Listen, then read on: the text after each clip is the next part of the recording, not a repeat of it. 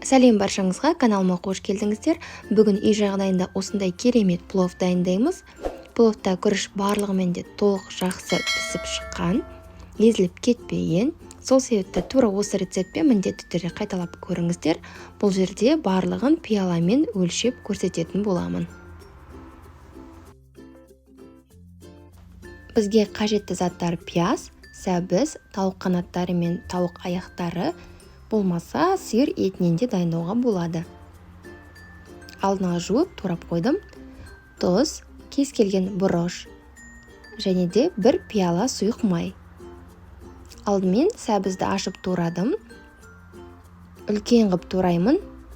Қатты ұсақ қып турамаңыз, себебі плов дайындау барысында морковь, сәбіз өте ұсақ және де езіліп кетуі мүмкін.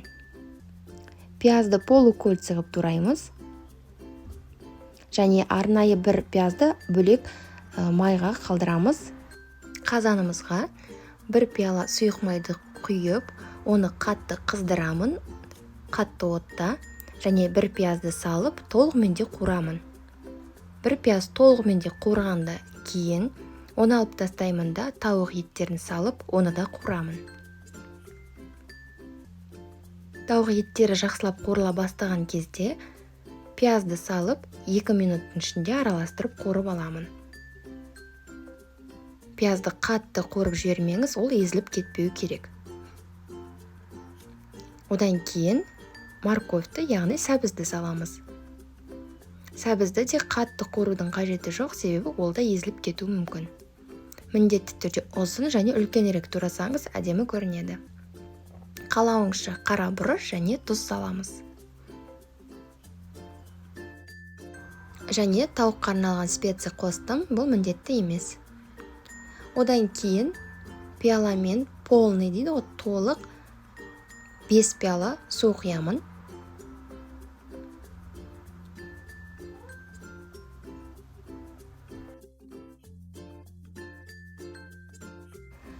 Су қайнағанға дейін күрішті дайындаймын. Ол үшін 3 пиала күрішті суық суда жуып аламын.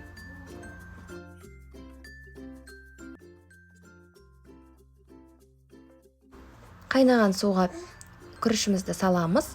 Күрішті түбіне тигізбей, қазанның түбіне тигізбей, осылай ғана жасаймын да, кішкене батырып қоямын. Және де 1-5-10 минуттан кейін бетін ақырын ғана осылай ашып, осылай жасаймын.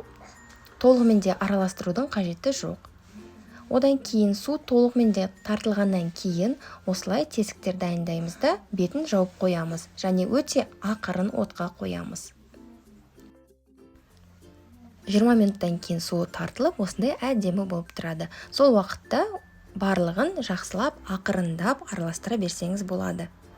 Сіздерге барлығы түсінікті болды деген үміттемін. Міндетті түрде жасап көріңіздер және каналыма тіркелуді ұмытпаңыздар.